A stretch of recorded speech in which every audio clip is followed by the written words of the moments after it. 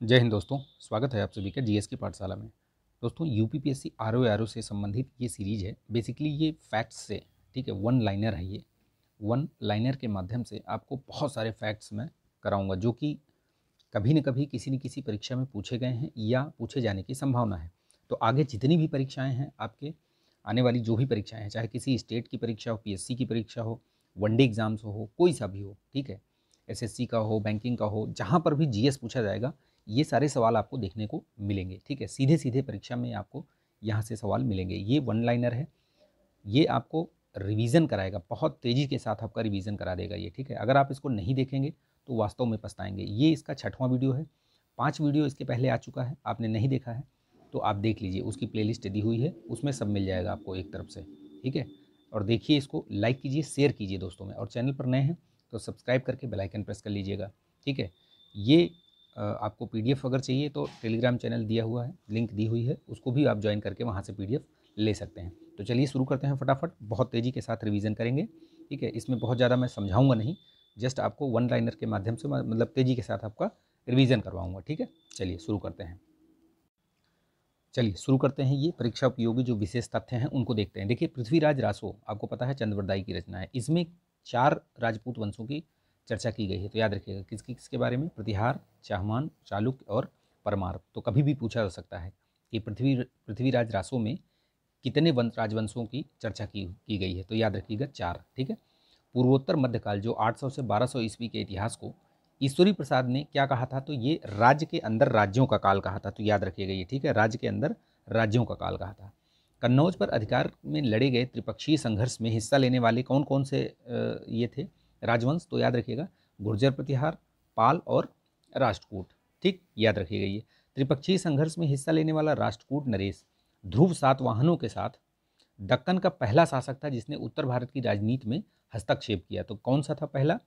नरेश, ध्रुव, और ये क्या था? राष्ट्रकूट नरेश था। ठीक है, याद रखिएगा इस चीज को। ठीक है, कन्नौज को उसके ऐश्वर्य और समृद्धि के कारण महोदय नगर कहा जाता था। पूछा गया है ये प्रश्न, याद रखिएगा। ठीक है, काव्य मीमांसा तथा कर्पूर मंजरी के लेखक कौन है, तो राजशेखर को गुर्जर प्रतिहार नरेश महेंद्रपाल के दरबार में संरक्षण प्राप्त था। याद रखिएगा, काव्य मीमांसा और कर्पूर मंजरी, इसके लेखक राजशेखर।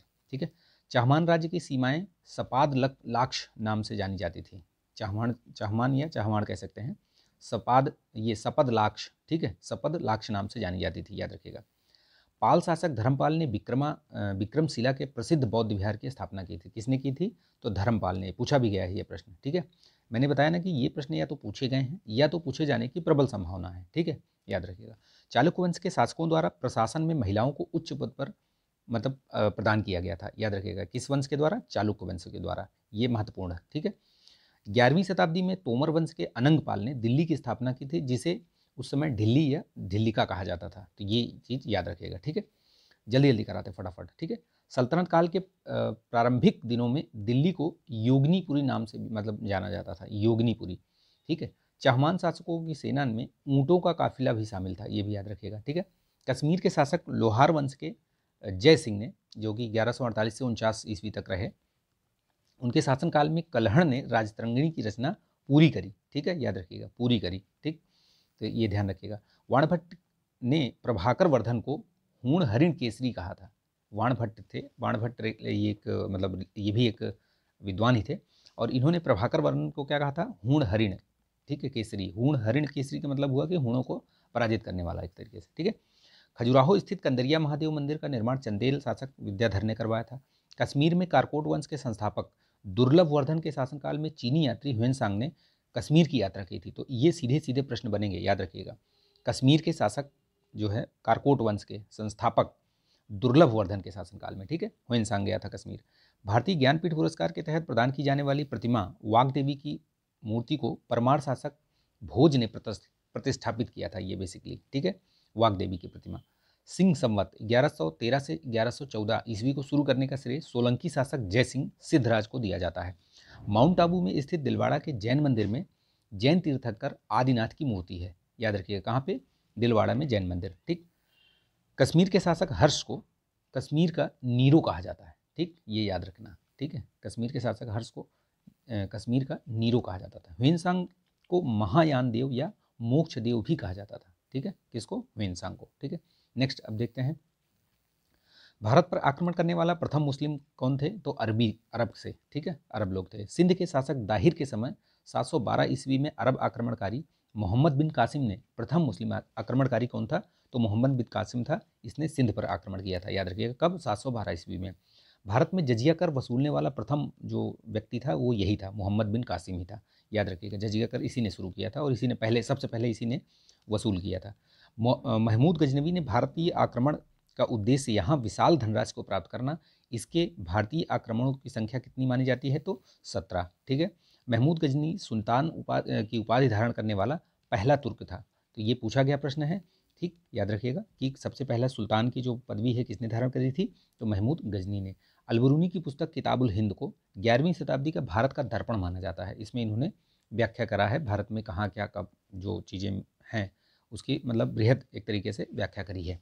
महमूद गजनवी के साथ भारत आए विद्वान वैहाकी को पूर्व पेप्स तथा फिरदौसी को पूर्व का होमर कहा जाता है। तो ये महत्वपूर्ण फैक्ट्स हैं, याद रखिएगा, कहीं मिलेंगे नहीं, शायद ही आपने पढ़ा हो, ऐसा नहीं कि नहीं पढ़ा होगा, हो सकता है पढ़ा होगा आपने। ठीक, लेकिन ये रिवीजन आपका बहुत तेज़ी से करा देगा। पुराणों का अध्ययन करने वाला प्रथम मुसलमान कौन था? तो अलबरूनी। याद रखिएगा, फिरदौसी की रचना शाहनामा में पहली बार फारसी का प्रयोग किया गया था। फिरदौसी की रचना क्या कौन सी? शाहनामा। तो शाहनामा अगर पूछे कभी तो फिरदौसी। याद रखिएगा, पहली बार जो है वो फारसी भाषा का प्रयोग किया गया था। महमूद गजनवी के बाद भारत पर आक्रमण करने वाले मोहम्मद गोरी का उद्देश्य क्या था? तो वो तो आया ही था साम्राज्य विस्तार के चक्कर में। ठीक है, अहिनवाड़ का शासक मूलराज द्वितीय प्रथम भारतीय शासक था जिसने मोहम्मद गोरी को 1778 से 1179 में पराजित किया था। ठीक है, तराइन का द्वितीय युद्ध 1192 ईस्वी में, पहला 1191 में हुआ था, दूसरा 1192 में, भारत के निर्णायक युद्धों में माना जाता है। इस युद्ध के परिणाम ने उत्तर भारत में तुर्की सत्ता की स्थापना का मार्ग प्रशस्त कर दिया था। पृथ्वीराज चौहान तृतीय को हराया था इसमें। ठीक है, याद रखिएगा। अब नेक्स्ट आगे बढ़ते हैं फिर से। दक्षिण भारत के राजाओं के अंगरक्षक रोम से आए सैनिक होते थे जिन्हें तमिल ग्रंथों में गूंगे म्लेच्छ की संज्ञा दी गई थी। तो अगर ये ऐसे कभी पूछ लिया जाए कि गूंगे म्लेच्छ कौन थे, तो ये याद रखिएगा दक्षिण भारत के राजाओं के अंगरक्षक थे और ये आते कहाँ से थे? ये रोम से। ठीक है, तो गूंगे म्लेच्छ की संज्ञा दी गई थी इनको। कांची के पल्लव वंश का वास्तविक संस्थापक जो है सिंह विष्णु को माना जाता है। किरातुर्जनियम के लेखक भारवी इसी के दरबार में था। ठीक है, याद रखिएगा।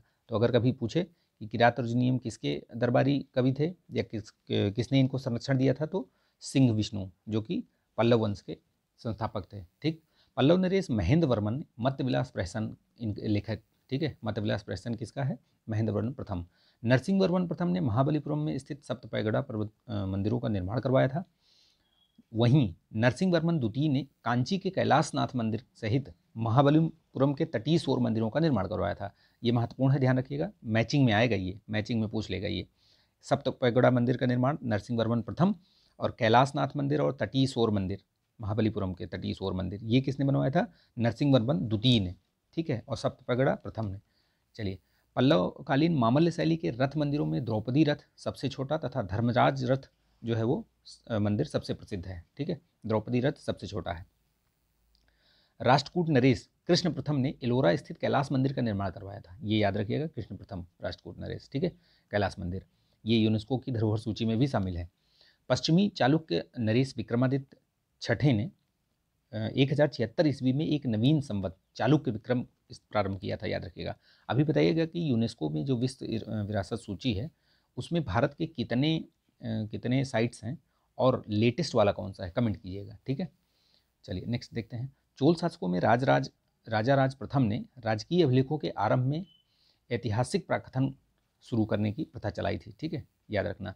9वीं शताब्दी में चोल साम्राज्य की स्थापना विजयालय ने की थी। इसे नरकेसरी की उपाधि धारण की थी। ठीक है, इसने चोल राज्य पेन्नार और कावेरी नदियों के बीच पूर्वी समुद्री तट पर स्थित था। तो याद रखिएगा, ये भी पूछ सकता है कि किन के बीच में था, तो पेन्नार और कावेरी नदी के बीच में। ठीक है, चोल अभिलेखों के अनुसार चोल राजा राजराज प्रथम ने कलिंग सहित 12,000 द्वीपों वाले सामुद्रिक प्रदेश को विजित किया था। तो याद रखिएगा, ये पूछ सकता है कितने द्वीपों को, तो 12,000 द्वीपों को। ठीक है, चोल नरेश राजराज प्रथम ने तंजौर में बृहदेश्वर मंदिर या राजराजेश्वर मंदिर का निर्माण करवाया था। किसने? राजा राज प्रथम ने। ठीक है, राजराज भी कहीं भी, राजराज प्रथम भी दिखता है कहीं कहीं, तो ये राजा राज प्रथम जो भी आपको मतलब समझ में आ जाए यही है। ठीक है। चोल नरेश राजेंद्र प्रथम ने अरब सागर पर अधिकार करने वाला ये पहला भारतीय शासक था। ठीक है, याद रखिएगा। इसने मतलब चोल झील बना दिया था इधर बे ऑफ बंगाल को, जो बंगाल की खाड़ी है, इसको चोल झील कहा जाता था। इसी वजह से राजेंद्र प्रथम ने इस पर इधर भी ये आक्रमण करके बंगाल की खाड़ी में भी इधर आक्रमण करके यहाँ भी उसने अपना आधिपत्य जमाया था। ठीक है। चोल नरेश अधिराजेंद्र को क्रुद्ध भीड़ ने मार डाला था। याद रखिएगा, किसको मार डाला था? तो अधिराजेंद्र प्रथम को, अधिराजेंद्र को। ठीक, चलिए। गंगा घाटी को के सफल सैन्य अभियान के बाद राजेंद्र प्रथम ने गंगई कोंड चोल प्रथम, ये वही है, मैंने बताया ना कि ये इधर आया था, ये गंगई कोंड चोल प्रथम इधर आके इसने गंगा क्षेत्र को विजित किया था और ये उपाधि धारण की थी। गंगई कोंड चोलपुरम नगर की भी स्थापना इसी ने करी थी। ठीक, ये भी याद रखना आप। तो ये महत्वपूर्ण फैक्ट्स थे बहुत सारे। अगर आपने इसके पहले वाले वीडियोस नहीं देखे, देख लीजिए, बेहतरीन तरीके से फैक्ट्स आपके रिवाइज हो जाएंगे। ठीक है, और इसी तरीके के फैक्ट्स जो है आरओ APS वगैरह में पूछे जाते हैं। ठीक है, तो आप इसको लाइक कीजिएगा, शेयर कर दीजिएगा। ठीक है, और चैनल पर नए हैं तो सब्सक्राइब करके बेल आइकन प्रेस कर लीजिएगा। मेरे जो मैंने प्रश्न पूछे हैं आपसे, उनको आप ज़रूर उत्तर दीजिएगा और कमेंट करिएगा। ठीक है, चलिए, तो मिलेंगे नेक्स्ट वीडियो में। तब तक के लिए जय हिंद, धन्यवाद।